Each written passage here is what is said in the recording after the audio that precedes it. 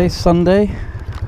It's a very hot day, probably around 33, 34 Celsius, which is quite warm, and we're off to a barbecue at the in-laws in that direction. About, what, half an hour, 40 minutes. So I decided to go the scenic route because the Jacarandas, those lovely violet coloured trees, are out in blossom. So let's see.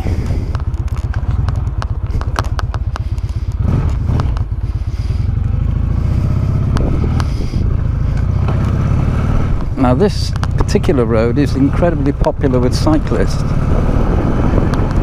and on the weekends there are literally thousands of cyclists passing our front door. I haven't seen too many yet.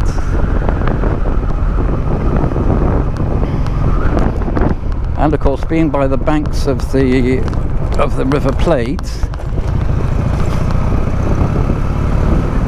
there are some man-made beaches on the right, because on the right you've got the River Plate, and people like to go down there and cook barbecues, sunbathe. Some of them swim in the river, but I wouldn't recommend it because of the effluence. That's another story. Well, a lot of kids have been swimming in it since they were born, so they've probably become immune to whatever's in the water. But look at these lovely jacarandas. This is exactly the right season for them.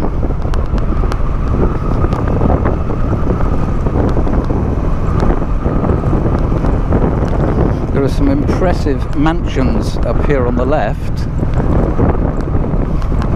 and here we have the American Lincoln School, which is a bilingual school for a lot of American families who live here on business, working for corporations, presumably. They send their children here, and then I think it's half in English and half in Spanish curriculum.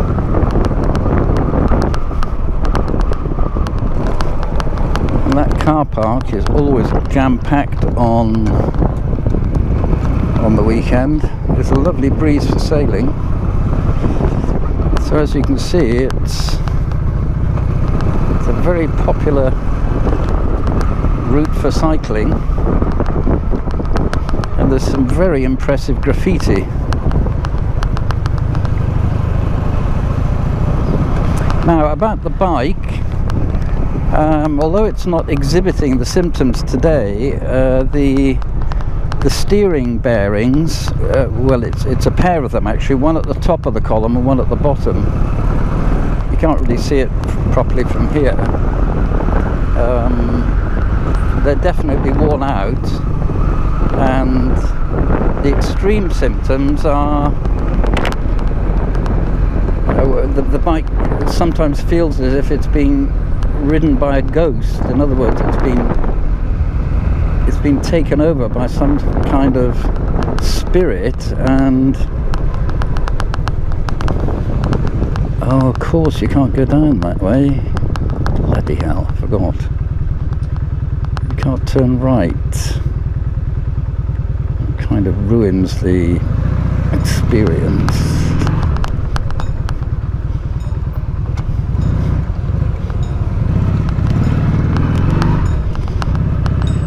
That is rather annoying, so we're going to have to go up here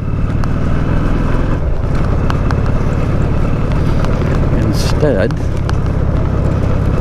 and then possibly go back down again further along, because that was the whole idea, was to ride along what we know as the bottom road.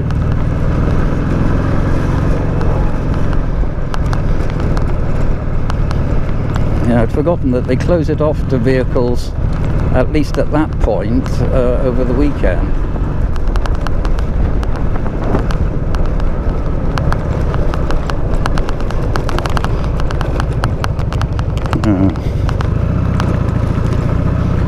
Well, anyway, it's kind of spring, really. It's November, which would, I suppose, be the equivalent of late April, early May. Let's see if we can get through these lights. No luck.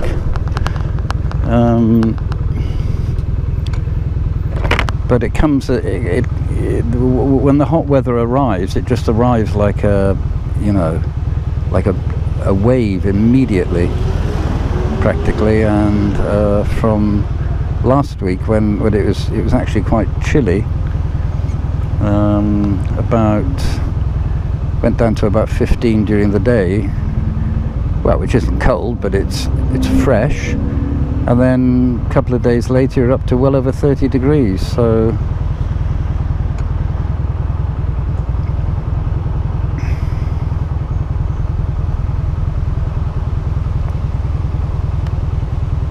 but what's lovely is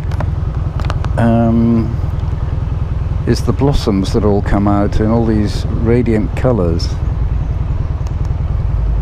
LPQTP, la puta que te parió.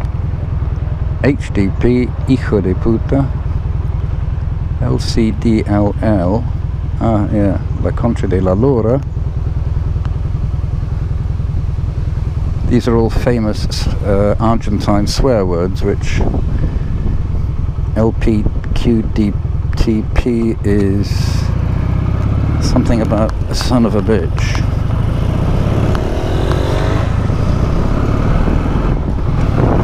Argentine swear words are incredibly graphic, and to translate some of those into English would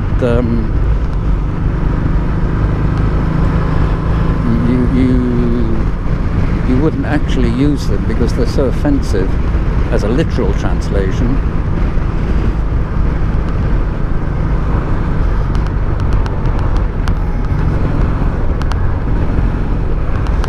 But it's not, the mic isn't doing that weird behaviour at the moment of being taken over by some spirit, some evil spirit.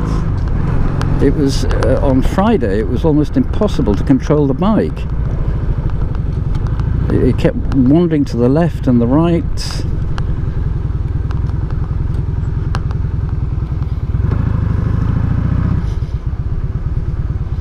Yes, and this is also the time when these trees here, you see those big trees, at first I thought, because when you're cycling underneath them, there's you get these droplets of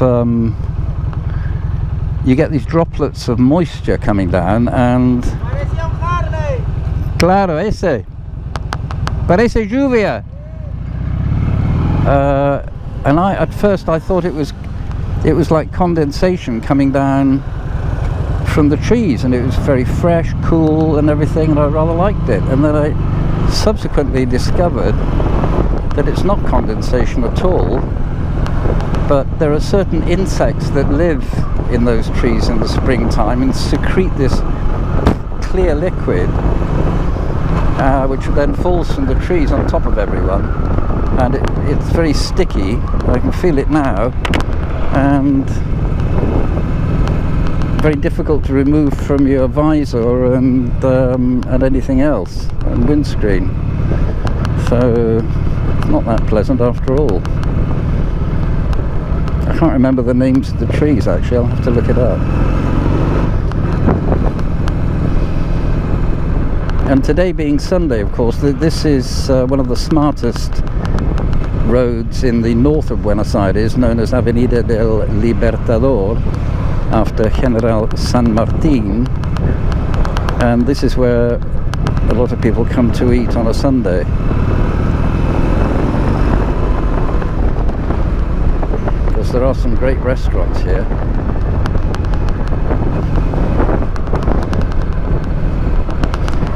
Yeah, and another thing, I was watching a video about half an hour ago about a chap in the States riding his motorcycle on a motorway, a freeway, and he stopped, quite rightly, behind a car which was stopped at traffic lights, and he stopped a good distance behind that car, I would say about 4 car lengths possibly, which is fairly safe if you don't want to be boxed in, and then all of a sudden he gets hit from behind by another car and well, thrown all over the place. His bike is completely trashed, and luckily he stays very calm. He remains on the floor. Anyway, luckily he wasn't too badly injured, but the person that caused the crash said that their brakes had failed or something, which most people found hard to believe.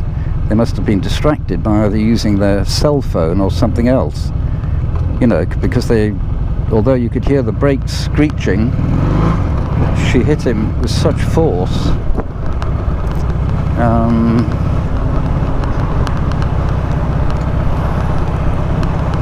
that it could have been a lot worse. And there's me not paying attention.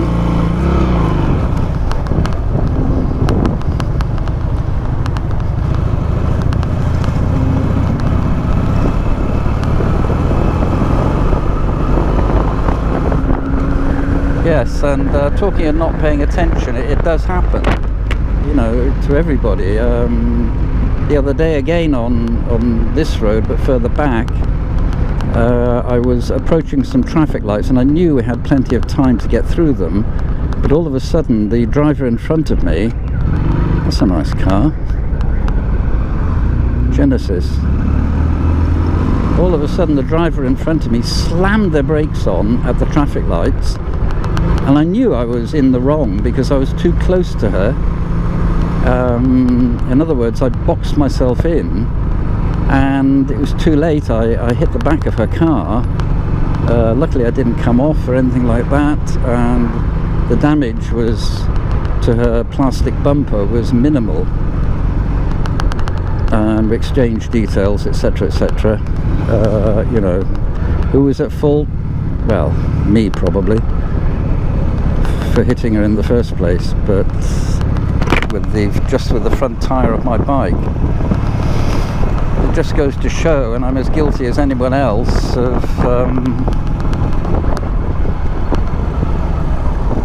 getting distracted. You know, you only need to get distracted, and I'm not an expert motorcycle rider by any means. It's just experience, and you only need to get distracted for 1 single second, and it could be fatal. That's not an exaggeration by any means. So anyway, we're going to go back on this lower road and hope that the police haven't blocked it off again, because they give priorities to cyclists on this lower road over the weekends, which is all well and good, but the problem is, even on normal days, you know, any other days, in fact every single day, I'm afraid the cyclists don't really care very much about everybody else on the road. So they ignore all the red lights, they travel 4 abreast, they ignore any requests to pull over, like when you beep your horn or something.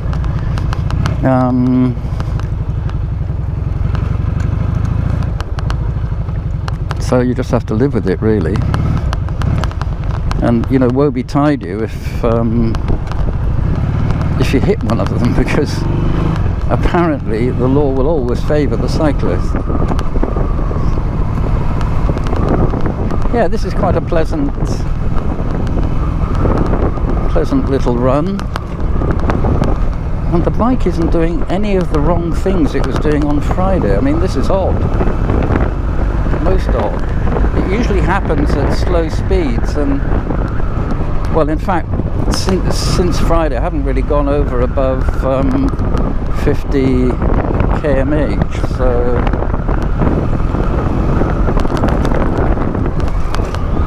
but it wouldn't surprise me at all if the steering bearings were shot, because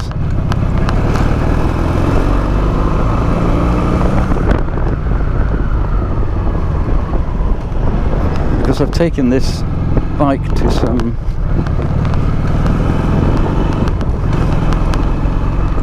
pretty rough places, to be honest. That ride I did up to Salta with about 200 kilometers of dirt road isn't suited to this bike at all. And some of the streets in Buenos Aires are in such poor condition that the bike really does take a hammering.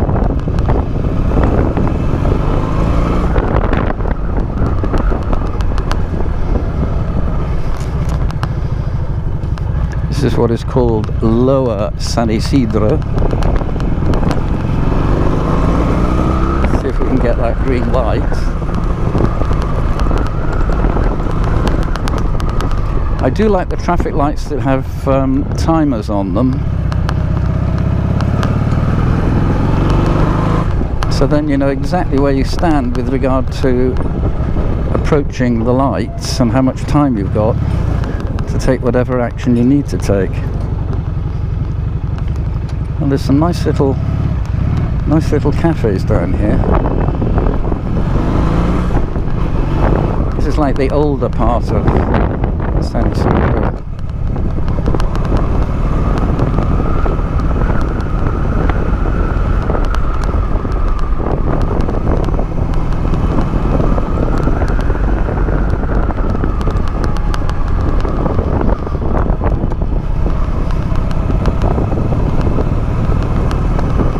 Well, anyway, the spare parts, the bearings here that need replacing are actually relatively cheap. It's about 1,000 pesos the pair, because they come as a pair, and that, if I use the black market currency conversion, is about $50.